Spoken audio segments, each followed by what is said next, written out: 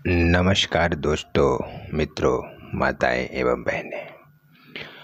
अभी सावन का महीना चल रहा है और यह भगवान शिव का सबसे प्रिय महीना होता है। मैं कैसे कह दूं कि मेरी हर दुआ बेअसर हो गई। मैं जब जब फिर रोया मेरे महादेव को खबर हो गई। शिव जी आदि योगी हैं। भक्ति में ही असली शक्ति है। पौराणिक कथाओं में इनके 4 चीजों का वर्णन जो किया गया है, क्या ये शिव जी के साथ आए थे या उन्हें यह कहीं से प्राप्त हुआ? भगवान शिव के धनुष की कथा तो बहुत प्रचलित है। जो धनुष माता सीता ने उठाया था और जिसे श्री राम ने इस पिनाक धनुष पर प्रत्यंचा चढ़ाया।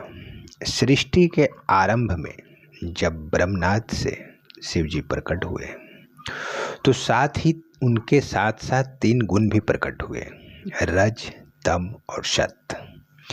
यही तीनों गुण शिव जी के 3 शूल यानी त्रिशूल बने। दैहिक, दैविक और भौतिक तीनों ताप मिलकर त्रिशूल बने।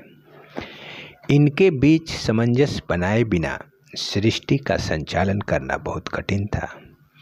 इसलिए आदि योगी ने इन तीनों रूपों को अपने हाथों में थामा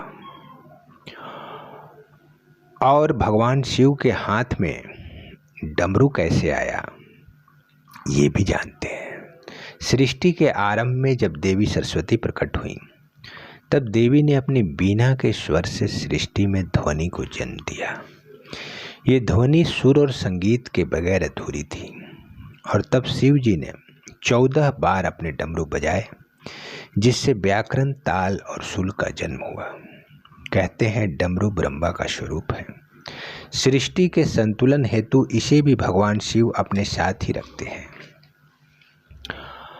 और इसके बाद हम शिव जी के गले में विस्तर नाग की चर्चा करते हैं। इस शिव जी के गले में जो नाग है उसका नाम वासुकी है। वे नागों के राजा हैं। समुद्र मंथन के समय इन्होंने रस्सी का काम किया था। अतः उससे प्रसन्न होकर शिव जी ने उन्हें वरदान दिया कि आप हमेशा इस ब्रह्मांड में मेरे साथ विचरण करेंगे। यही कारण है कि जब हम देवघर जाते हैं तो वहाँ बासुकीनाथ जाना भी जरूरी होता है। शिव के मुकुट पे चंद्र कैसे आया, इसे समझने की कोशिश करते हैं। जब चंद्रमा का विवाह दक्ष प्रजापति की 27 कन्याओं से हुआ। ये कन्याएं 27 नक्षत्र हैं। इनमें चंद्रमा रोहिणी से विशेष स्नेह करते थे। इसकी शिकायत जब अन्य कन्याओं ने अपने पिता से की तो राजा दक्ष ने चंद्रमा को श्राप दे दिया। इस श्राप से बचने हेतु चंद्रमा ने शिव जी की तपस्या की। चंद्रमा की तपस्या से प्रसन्न होकर शिव जी ने चंद्रमा के प्राण बचाए और उन्हें अपने शीश पर स्थान दे दिया। जहाँ चंद्रमा ने तपस्या की थी उस पर्वत का नाम सोमनाथ पर्वत है।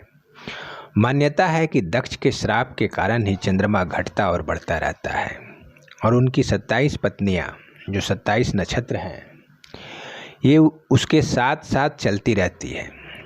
क्योंकि शिव जी का कोई रूप नहीं है, वे निरंकार हैं और शिव जी का एक नाम व्योमकेश भी है। उनकी जटाओं को वायु का प्रतीक भी माना जाता रहा है, जिससे पवित्र नदी गंगा सदैव बहती रहती है।